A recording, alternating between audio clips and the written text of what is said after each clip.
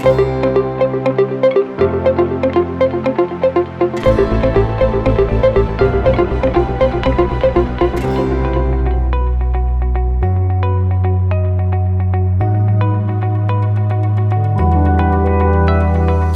처음에 캘리포니아에서 가르치신 분 중에 제일 메이저 교수님 중에 한 분이 미 해군 예비역 대령이세요. 그러면 니미츠 타고 세계 각지로 파병도 가셨고, 그분 데저트 스톰도 참전하셨었고, 그리고 그분이 항공모함에서 이게 큰 항공모함에서 의료시설이 잘 돼 있는 데서만 근무하신 것도 아니고, FOB가 있어요. Forward Operating Base라고 막 그 머린들이 막 들어가서 만든 전진기지가 있는데, 거기까지 헬기 타고 들어가셔가지고 실제 환자들 다 구해내시고 거기서 치료하시고 하면서 실전 경험이 엄청 많으신 그런 분들이 그냥 캘리포니아 주립대학의 교수세요. 주립대학병원. 제가 런던에 있을 때는 완전히 그 군의관들, 간호장교들, 그 군 의료 기사들, 행정 장교들까지 해서 섞여서 같이 근무했다니까요. 그러니까 저한테는 이게 특별한 뭐 사명감이나 뭐 꼭 그래서만 이렇게 했다 그러면 사실은 그건 옳지 않고요. 그러니까 제가 그렇게 배운 거예요. 이렇게 이게 군의료하고 적어도 이렇게 트라우마라고 하는 게 외상외과의 필드에서는 중증 외상 환자를 치료하는 데 있어서는 또 군에는 한국은 지금 굉장히 안전한 나라지만 외국 같은 경우는 영국이나 미국은 계속 어디 한 곳에서 전쟁을 하고 있잖아요. 거기는 계속 총상 환자가 발생하고 총상 정도가 아니라 막 폭발상 이런단 말이에요. 막 폭탄이 터지고 전신 화상에 그런 굉장히 처참한 중증 외상 환자분들을 오히려 그렇죠 군병원에서 이렇게 배우고 갈 수도 있기 때문에 민간 의료진들하고 자연히 협업 관계가 잘 구축되어 있는 것 같고 제가 그걸 그렇게 배웠기 때문에 저는 여기 군에서 일을 하고 하는 게 더 익숙한 것 같아요.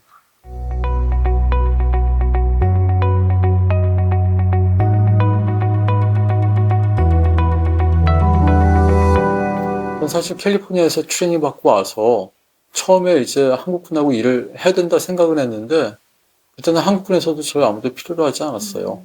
그때 한일 월드컵 할 때였거든요. 그때가. 근데 병원에서도 별로 이제 병원에서 돌아는 왔는데 이제 주임 교수님도 바뀌고 그러시면서 이제 필요 없다고 뭐 나가라고 그래서 그때 그런데 거의 그만둘 생각을 하고 있었는데 2003년도에 주한미 육군 의무사령관이 오셨어요. 지금의 그 용산 미군 기지, 지금은 이제 캠프 컴플렉스로 다 내려갔지만 용산 미군 병원에 121st 컴뱃 호스피탈이라고 있다고요. 우리가 원투원 그러는데 거기에 뭐 병원장, 뭐 윌슨 병원장님이 계셨고 윌슨 박사님 그리고 브라이언 얼굿 대령 그때 그분이 주한미 8군 의무사령관이었는데 그분이 저같이 외과 의사예요. 그분이 저한테 와서 네가 이 국정이냐고 그 미 해군에서 얘기를 들었대요. 제가 이제 캘리포니아에서 트레이닝 받은 친구가 한국 돌아가니까 잘 시스템을 구축해보라고 미군 환자를 진료해 줄 수 있냐고 그러더라고요. 그렇게 시작이 됐고요. 그래서 전 제가 한국에서 필요 없는 사람인 줄 알았는데 엉뚱하게 한국군도 아니고 주한미 8군에서 먼저 요청이 온 거죠. 그러면서 처음에 이제 미군들하고만 같이 지냈어요. 그리고 그때는 미군 의료진들이 지금의 어떻게 보면 한국의 닥터 헬기 시스템이라고 하는 거 있잖아요. 그러니까 헬리콥터로 중환자, 응급환자를 후송하는 그거의 프로토타입을 우리한테 전수해줬다고요. 자기네들은 조금만 많이 다쳐도 그러니까 예를 들어 손가락만 좀 깊게 비어도 이거는 그럼 절단 손상이 올 수 있기 때문에 무조건 더스트오프 팀이라고 있어요. 그게 더스트오프가 그 약자거든요. 더스트를 날린다. 먼지를 이제 헬기가 다운플러시가 있으니까 착륙할 때는 이제 먼지를 막 날리고 이래서 더스트오프라고 할 수도 있는데 그게 dedicated unhesitated special service to our fighting forces라고 그렇게 그 머리자를 따서 아크로님만 따가지고 만든 것인데 되게 멋있죠. 베트남 전쟁부터 창설돼서 여태까지 수많은 미군뿐만 아니라 민간인 환자분들을 많이 살렸는데 거기 그런 부대장들하고 계속 같이 비행을 했다고요. 2003년부터. 그러면서 그 사람들이 만든 그 시스템을 한국에 이렇게 좋은 게 있는데 캘리포니아에서 본 걸 진짜 이렇게 한국까지 와서 실제 해주고 있는데 그걸 접목하려고 노력을 계속 했죠. 근데 잘 안 되다가 사실 본격화된 게 이제 런던에 가서 또 보니까 제가 있던 병원에서 로얄 런던 병원에서만 2007, 8년도에 그때 1년 동안에만 1,500회 이상을 출동을 해요. 영국이 기상이 얼마나 안 좋아요. 언제나 비가 오는데, 언제나 바람이 15노트 막 이렇게 불고. 그런데 거기서 그 작은 헬기로 런던 구석구석에서 아웃스커트까지 다 커버를 하는데 1,500번을 출동을 해요. 우리나라 닥터 헬기 전체 7군데 전체 합친 횟수보다 지금도 아마 더 많을지도 몰라. 그런데 그때 당시는 훨씬 더 많았어요. 한 병원에서. 말로만이 아니라 실제 움직이잖아요. 이제 그런 것들 보고 한국에 어떻게든 들어와야 되는데 했는데 그때 당시에 이제 지금 세상을 떠난 제 친구가 보건복지부에 있었거든요. 그 친구들 몇 명을 같이 해서 어떻게 하다 보니까 계기식처럼 한 부서에서 딱 만났어요. 그 친구들을. 이 응급의료, 공공의료 섹터에 모였어요. 뭐 공공의료과, 국립중앙의료원의 중앙응급의료센터 이런 데 수장으로 딱 오면서 저와 같이 해서 모여가지고 그때 이제 계기식 같은 거죠. 여러 군데서. 그러니까 모든 일은 저는 사람이 한다고 생각해요. 뭐 시스템 그러지만 그 시스템 만드는 게 사람이잖아요. 그러니까 좋은 사람들, 정말 의욕이 있고 진정성을 가지고 있는 사람들 몇 명만 모여서 한 업무에 딱 만나서 포커스를 맞출 수가 있으면 마치 우리가 커다란 돋보기에서 태양열을 일반적인 태양빛인데 그냥 좀 따스러운 태양빛일 뿐인데 돋보기를 해가지고 한 점으로 딱 맞춰 쪼면 거기서 불이 나잖아요. 그런 것처럼 거기서 스파크가 튄 거죠. 그러다가 이제 거기에 더해서 우리 해군에서 아담한 연ung 작전을 수행을 했고 이제 제가 거기에 파병이 되면서 중증 외상 환자 치료에 대한 이슈가 전국적으로 퍼지면서 같이 그게 이제 불이 비친 거죠.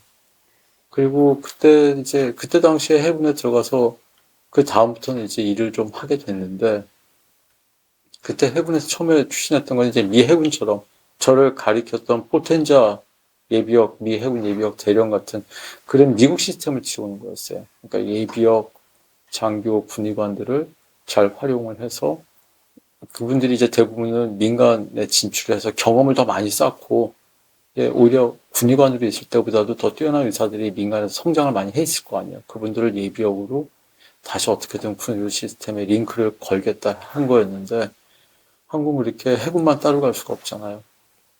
육해공이 다 또 밸런스를 맞춰야 되는데 또 의무만 또 따라갈 수도 없고 다른 병과들하고 형평성 문제가 불거지니까 그냥 어떻게 해야 되나 고민을 하고 있다가 정공보 병과에서 그 방안을 찾은 거예요. 유일하게 저를 완전히 미국처럼 예비역 시스템은 안 돼도 군복을 입히면서 해군 의료진의 한 사람으로서 오피셜하게 참여를 시킬 수 있는 방법이 엉뚱하게 해군 홍보대사를 시키는 거래요. 그래서 제가 해군 홍보대사를 그때 2, 3년에 한 번씩 계속 리뉴얼을 받으면서 해군 홍보대사 신분으로 지금도 해군 홍보대사로 있어요. 그 해군 홍보대사가 되면 군복을 입고 군의 오피셜한 시스템으로 들어올 수가 있었고 나중에 이제 계속 그런 게 쌓이다 보니까 이제 국방부에서 의무자문관으로 계속 위촉을 했었죠. 그래서 국방부 의무자문관이 되고 그러니까 이제 공식적으로 같이 일을 하게 됐죠. 그러니까 저 같은 사람이 이렇게 이상한 사람이 되면 안 되고 아까도 말씀드렸지만 미국 같은 경우에는 미국 전역에 있는 한 4,200명의 외상외과 세부 전문의 정말 외상외과만 전공하는 저 같은 같은 전공을 가진 의사가 한 미국 전역에 4,200명이 있는데 거의 절반 가까이가 예비역에 등록이 돼 있거든요. 예비군으로 편제가 돼 있으면 아무 때나 국가에서 부르면 동원해서 최전방으로 달려갈 수가 있다고요. 그러니까 그런 식으로 이게 많아져야 돼요. 저 같은 사람들이. 뭐 저같이 외상외과 전공하는 사람뿐만 아니라 하다못해 뭐 피부과나 성형외과나 정신과 전공하는 선생님들 중에서도 군에서 다 쓰임새가 있으니까 그러니까 확산이 되는 게 더 중요한데 한국에서는 쉽지는 않은 것 같아요. 그냥 저 같은 사람이 이렇게 전 세계에 그냥 외상외과 시장에 딱 내놓으면 특별한 사람이 전혀 아니고요. 약간 제가 보기엔 언더 에버리지돼요. 평균보다 약간 평균 이하? 그냥 미국에 어디 탁 던져놓으면 평균 이하 정도 될 거예요. 평균 비스무리하게 좀 쫓아가려고 노력하는 그 정도밖에 안 되는 사람이고 제가 했던 모든 일이나 그런 거는 대부분 다 아메리칸 프로토콜이거든요.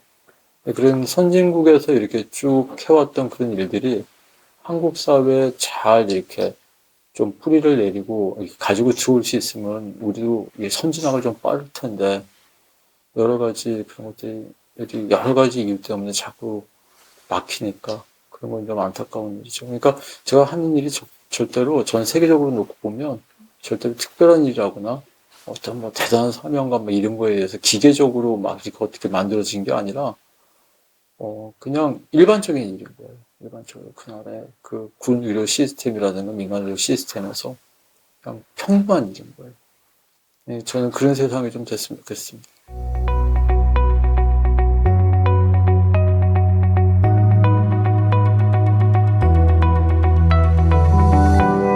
저는 거기에 대해서는 뚜렷한 생각이 있는데요. 제가 처음에 외상외과를 선택하게 되거나 그것도 자의가 아니었거든요. 근데 저는 원래 간담체외과를 전공을 했고 제가 석사, 박사도 다 간 재생에 대해서 했단 말이에요. 그러니까 간 세포까지 들여다보면서 세포 레벨에서 그런 거나 공부하고 있던 사람이, 그리고 수술적으로는 이제 간이나 담도, 췌장 그쪽이 좀 수술이 어렵긴 해도 어쨌든 저도 그 국한돼가지고 통상적인 외과 분야를 하고 있었는데, 외상외과를 갑자기 맡게 된 거는 제가 그때 전에 근무하던 병원이 그 고속도로도 가깝고 그래가지고 중증 외상 환자분들이 좀 많이 왔어요. 그런데 너무 통상적인 대학병원 시스템에서 그 환자분들이 잘 치료를 못 받고 돌아가시는 일이 너무 많으니까 그거를 이제 좀 이런 걸 전담해서 해줘야 될 사람들이 필요하겠다. 그러니까 미국을, 근데 우리는 잘 모르면 선진국 예를 보잖아요. 미국을 보니까 트라우마 서저리, 그러니까 외상외과 의사가 있으면 이런 걸 하는 사람이더라. 그래서 저보고 그냥 이걸 하라고 하셨어요. 보직 발령을 내셨다고. 저도 그게 뭔지도 모르고 그러니까 처음에 그게 뭡니까 그랬는데 저한테 이제 당근을 제시하신 거예요.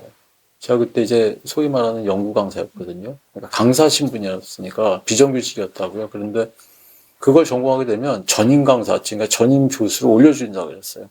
그러니까 진급을 미끼로 어떻게 보면 좀 희한한 전공을 맡게 된 거죠. 그 다음부터 제가 했던 거는 그런 것 같아요. 그냥 통상적으로 직장인이잖아요. 어떻게 보면. 의사, 뭐 간호사, 이런 어떤 의료인 이런 걸 다 숭고한 사명의식, 군인 뭐 이런 거 다 떠나서 어떤 사람이든지 직장에 가서 자기가 그 월급을 받고 그 포지션에 있으면 그 일을 해야 되잖아요.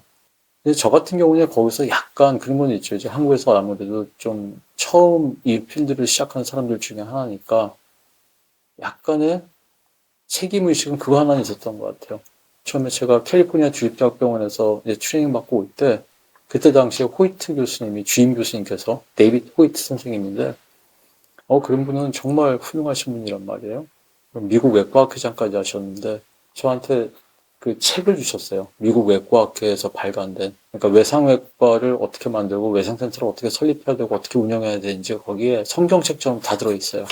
1999년에 발간된 책에, 너가 앞으로 치료해야 될 사람들에게 행운이 있기를 빈다 그러면서 꼭 이 책대로 하시고 사인을 딱 해서 주셨단 말이에요. 그러니까 제가 이제 교과서적인 원칙에서 벗어나야 되지 않겠다. 이제 그건 있는 거예요. 근데 그러면 사실은 통상적인 직장인들도 다 가지고 있는 생각이잖아요. 그렇죠? 자기가 어느 직장에서 예를 들어 어느 뭐 총무팀에서 대리를 한다?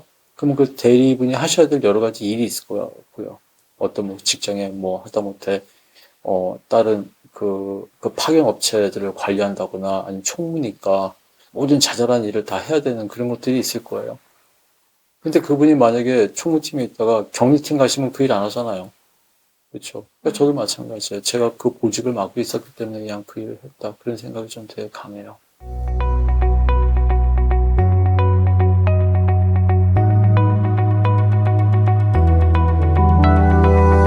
아니, 저 같은 경우에는 이제 저도 계속 그러니까 사직 생각 정도가 아니고 언제 잘려나갈지 모른다는 생각을 계속했죠. 사방에서 계속 부딪히니까 저도. 왜냐하면 그 프로토콜대로 하려고 그러면 한국 사회하고 안 맞거든요.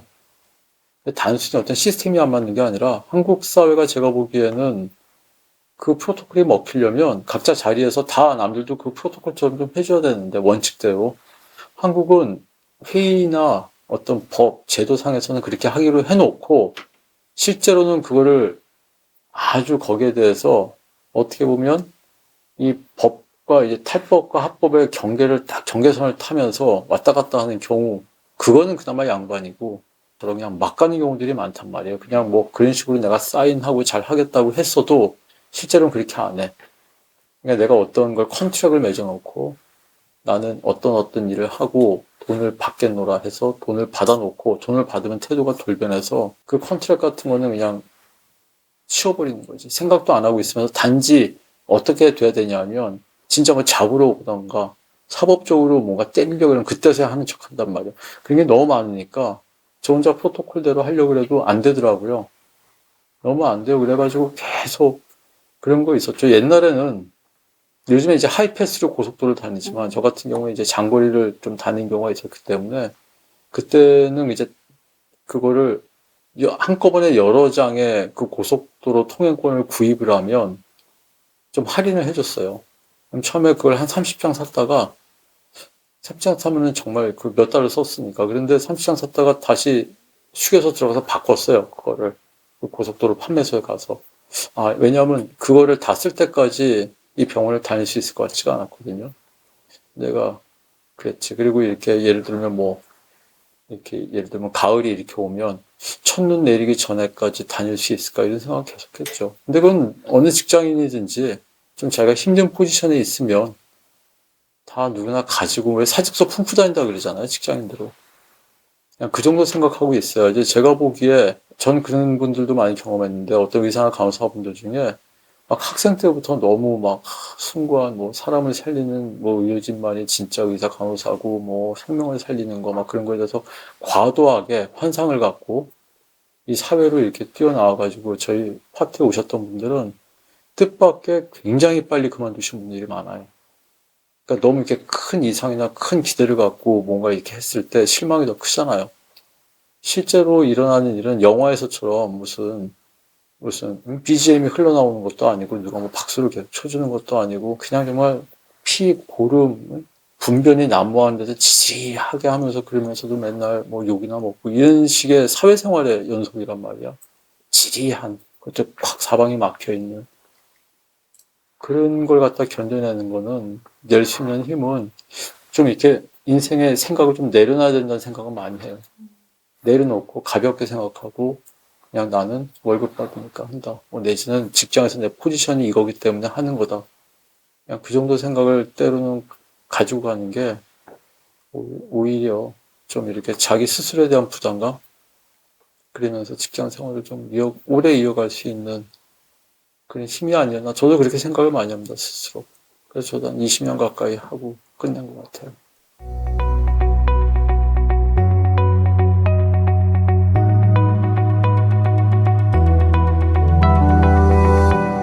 저는 1992년에 말단 수병으로 지금은 거기가 인천해역 방어사령부를 좀 이렇게 부대가 작아졌는데 거기가 원래 해군 2함대 기지, 메인 기지거든요. 인천해역. 그 지금 인방사라고 하는 데가 있는 게.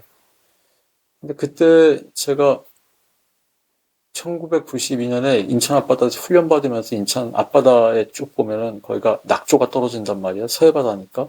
거기로 해가 떨어져요. 거기로 이제 고속정들이 쫙 다녀요.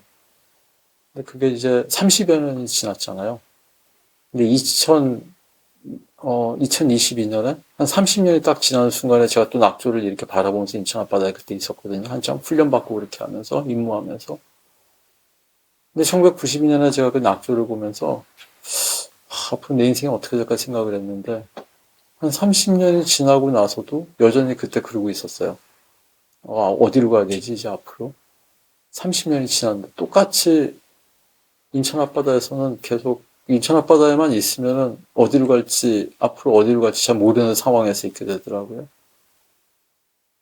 그런데, 기본적으로 그런데 생각은 또 그렇게 해도 저는 해군이 이렇게 고향 같은 마음을 가지고 있습니다. 그래서 해군에 오면 편하고, 월요일 아침이 되면 출항해야 될 것 같고, 예, 좋죠. 해군에서 우리 굉장히 많은 해군의 문화가 있는데, 예, 출항 호출 소리, 그리고 해군 수병들 아침에 군가 소리, 이런 것만 들어도 저는 되게, 여기가 고향이구나 하는 그런 마음이 있습니다. 아마 제가 인생에서 여러 가지를 이렇게 많이 했는데, 다 잘 안 됐어요. 안 되기도 하고, 뭐 깨지고 그런 게 대부분이고 그런데, 해군에서 한 일, 그리고 해군과 같이 이렇게 합동을 해서 한 일들이 그나마 좀 성과를 내서 아마 제 인생에 제일 깊게 남아있는 것 같고요.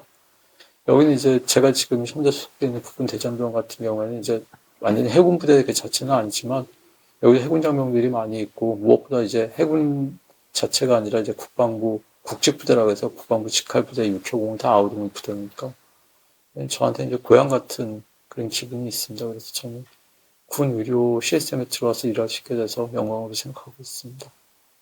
고향에 돌아온 느낌이에요. 오랜 기간을 돌고 돌아서.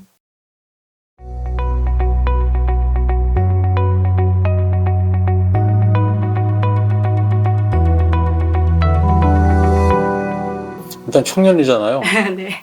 제가 1992년 때 제 말단 네. 2등 수료일 때와 국방부 2020이잖아요. 똑같은 자리였어요. 인천역 방어 센터 말씀드린 대로 그 당시 이함대 지금 인천역 방어사령부 앞에서 서해안에 똑같이 떨어지는 그 낙조를 보면서 똑같은 바다예요. 똑같은 인천 앞바다고. 30년의 세월만 흐른 거예요. 제가 무슨 생각을 했냐 하면 올해 1992년보다 지금이 더 힘들다는 생각을 많이 했어요. 그때는 하다못해 의사 면허도 없었을 때인데 1992년에 의사 면허도 없었고 정말 아무것도 없었는데 근데 2022년은 그 전문의 면허도 가지고 있는데도 더 힘들더라고요. 그 이유를 생각을 해보면 그때 1992년에는 그래도 젊잖아요. 앞으로 나아갈 길이 멀지만 그래도 뭔가 굉장히 열심히 노력을 해서 뭐 이렇게 성취해야 될 것들도 많이 남아있고. 근데 세월이 이렇게 많이 지나고 나면 그런 에너지나 동력이나 아니면 더 이상 이루어야 될 거나 그런 것 자체가 별로 남지 않게 돼요. 그러니까 젊었을 때 자기가 많이 어렵고 힘든 거는 누구나 다 그래요. 자기가 절대 혼자 힘들다고 생각하면 안 돼요. 절대 안 돼요. 왜냐하면 누구나 자기 인생이 제일 힘들어요. 자기 인생이 제일 힘들고 자기가 제일 세상에서 독특하다고 느껴요. 이 수십억 인구 중에서. 그거는 제가 그냥 한 얘기가 아니라 5천 년 전에 그 수메르인들이 남긴 문자를 시카고 대학에서 분석한 게 있는데 해석을 해냈거든요. 2000년, 3000년 정도가 아니라 5000년 전에 메소포타미아 문명을 만든 사람들이 쓴 글에도 그게 나온대요. 야, 요즘 애들 왜 그러냐부터 시작해서 요즘 젊은이들은 맨날 지내만 힘들고 힘들어 죽겠다고 풀풀거리고 말이야. 공부 학업량이 너무 많다 그러고 입시에 시달린다. 그런 얘기를 똑같이 했어요. 5000년 전에. 그러니까 젊은 세대가 가지고 있는 그런 고민, 그리고 어떻게 보면 노장청의 일인 갈등 같은 것들 있잖아요. 그리고 우리가 기껏 만들어낸 정치 체계가 뭔가 계속 언스테이블하게 보이는 거, 맨날 잘못된 결정을 하는 것 같은 거. 그런 것들은 인류가 그래도 문명이랍시고 뭔가 기록을 시작한 5000년 전이나 지금은 똑같단 말이야. 근데 거기에 공통적으로 5000년 전과 지금까지 쭉 따라오는 핵심적인 진리가 있는데요. 언제나 청년이 힘들대요. 청년 때나 그 자체가 굉장히 중요한 시기거든요. 앞으로 어디까지 빅뱅을 해나갈지, 어디까지 자기가 스펀지처럼 모든 걸 빨아들여가지고 자기가, 그렇잖아요. 우리가 그 식당에서 가끔 보면 물티슈로 그냥 주는 데가 있고, 어떻게 보면 굉장히 건조돼 있는데, 거기다 물을 좀 부으면 이게 뿜 커지는 거 있잖아요.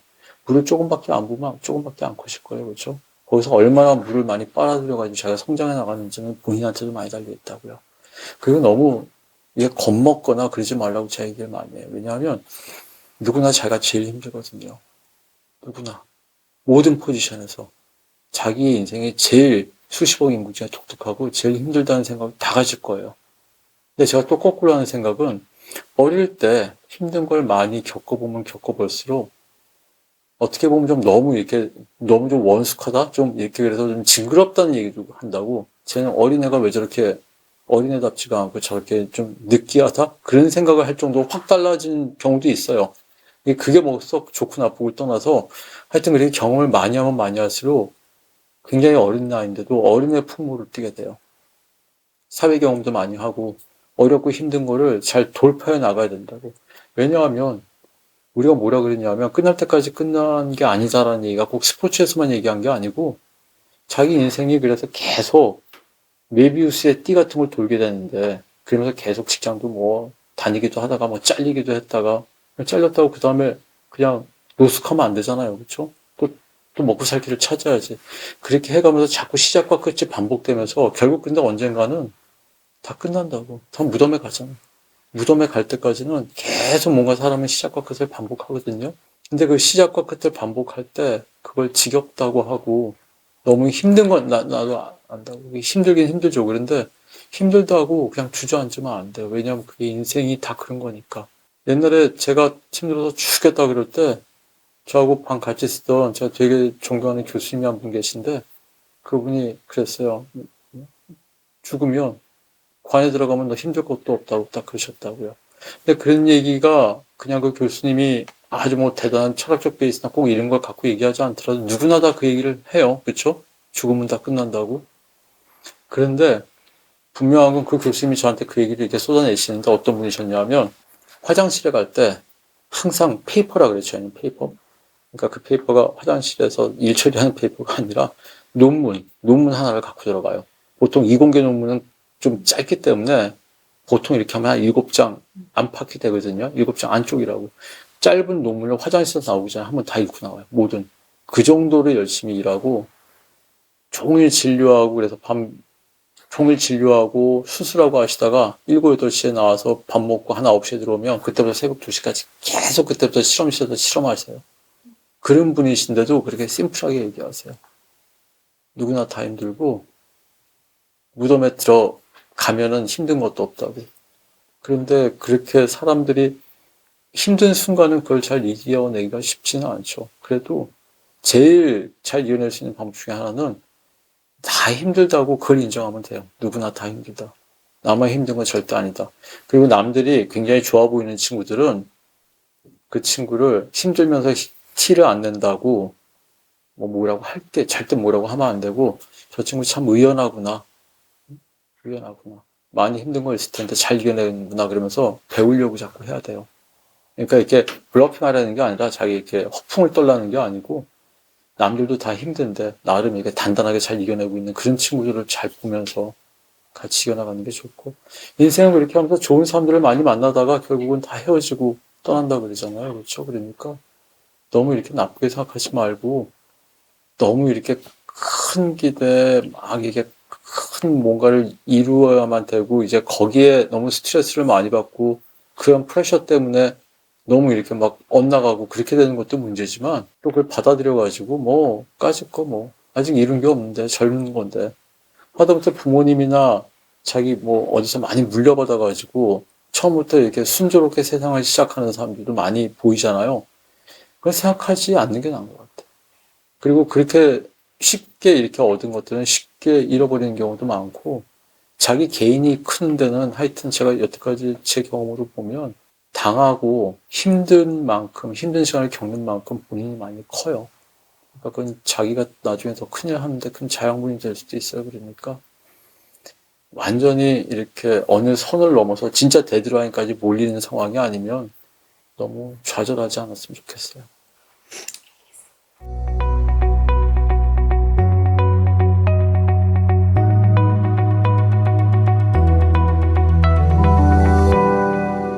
의사들은 그 자기 아이덴티티를 전공했던 그걸로 많이 가지고 있어요. 예를 들어 내과 선생님은 자기가 내과가 그만큼 그냥 뭐 잘난 척하려고 하는 게 아니라 나는 내과 의사로서의 그런 아이덴티티가 있다고요. 그러니까 일반인들이 잘 모르시는 것 중에 하나는 의사들 해서 의사를 이렇게 한 그룹핑을 하잖아요. 근데 예를 들어 그냥 일반적으로 그냥 외과 의사라는 외과 의사의 아이덴티티와 어떻게 보면 예를 들면 뭐 재활의학과 선생님의 아이덴티티나 가지고 있는 생각은 그냥 일반인과 의사들 간의 그 간극보다 더 커요. 의사들 내에서도 그 과가 다른 과로서 이렇게 존재하는 의사들이 각자 가진 아이덴티티가 다르고요. 또 외과라고 하더라도 세부 전공으로 나눠준다고요. 저처럼 외상외과 하는 사람들하고 그리고 외과 중에서도 뭐 갑상선 외과나 유방외과 하시는 분들이 있거든요. 그분들은 좀 부드러우시다고. 간담체외과에 또 캐릭터가 있고 대장학문 쪽에 캐릭터가 있어요. 굉장히 달라요. 그런 것들이 아마 자기가 하는 일이 워낙 전문적이고 그런 집단에서 많이 일어나는 현상이라고 보는데 이제 그런 거죠. 그리고 어떻게 보면 또 외과 유국전이가라고 이렇게 많이 표현되는 것도 있지만 제가 스스로 이렇게 다잡는 것도 있는 것 같아요. 저는 이렇게 기본적으로 이게 칼을 쓰는 사람이고 그러면 되게 선명하잖아요. 그렇죠? 삶이. 이과적인 삶이라고 이렇게 모호하지 않고 좀 이렇게. 근데 그 일상적인 사회생활에 좋은 건 아니죠. 그렇죠? 때로는 이렇게 좀 부드럽게 두리뭉실하게 가질 때도 많은데 어떻게 보면 흑백 논리가 너무 이렇게 강하게 지배를 하면 안 좋긴 하지만 또 어떻게 보면 제 인생 전체에 있는 아이덴티티죠. 나중에 어느 직역에서 일을 하시던 근데 그런 것들은 굉장히 누구나 다 가지고 있는 생각일 거예요. 그렇죠? 내가 어디서 뭘 했고, 자기의 직장이나 자기 프로페션, 거기서 오는 게 인생의 다잖아요, 어떻게 보면. 그러니까 다양한 직업군이나 뭐 다양한 이렇게 이직을 하거나 아니면 또 다른 자격증을 취득하거나 아니면 업무가 완전히 바뀌면서 새로운 일을 할 수도 있지만 그 일이 바뀌더라도 그 수많은 일들을 또 이렇게 쭉 지내오면서 결국은 하나하나의 모든 직역을 거치면서 얻어지는 게 자기의 내공이고 거기서 쌓인 것들이 결국은 어떻게 보면 나중에 관에 들어갈 때 보면 자기의 인생에 살아온 모든 그 데이터들이잖아요. 그렇죠? 전 그런 얘기도 들었는데 나중에는 다 우리 떠날 때 추억만 갖고 간다고. 근데 거기에 대해서 각각의 자기가 걸어왔던 길에 대해서 그 포지션 하나하나에 대한 그 프로페션에 대한 그 자기 아이덴티티 있잖아요. 거기서 하나하나씩 형성이 되는 것들.